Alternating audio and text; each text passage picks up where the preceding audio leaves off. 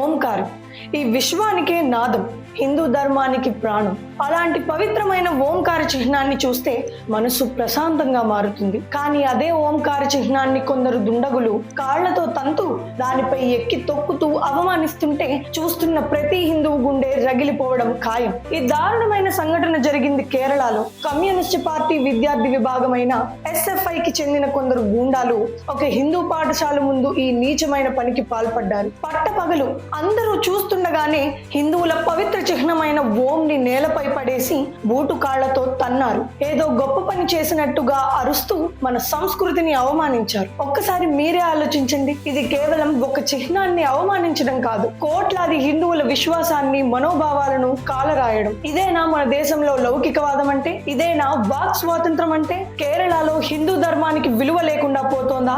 ఇలాంటివి జరుగుతున్న ప్రభుత్వాలు, మీడియా ఎందుకు మౌనంగా ఉంటున్నాయి? వేకప్ ఇండియా, ఇకనైనా మేల్కోండి. కులం, వర్గం, ప్రాంతం అనే గీతలు చెరిపేసి హిందువులుగా, భారతీయులుగా మనమంతా ఏకం కావాలి. ఇలాంటి అన్యాయాల్ని ప్రశ్నించాలి. మన ధర్మానికి మద్దతుగా కామెంట్స్ లో జై శ్రీరామ్ అని గర్జించండి. ఈ దుర్మార్గానికి వ్యతిరేకంగా మన గొంతును వినిపిద్దాం. ఈ అరాచకాన్ని చూసి మీ రక్తం కూడా మరిగిపోతే ఈ వీడియోను ప్రతి ఒక్కరికి షేర్ చేయండి. జై హింద్.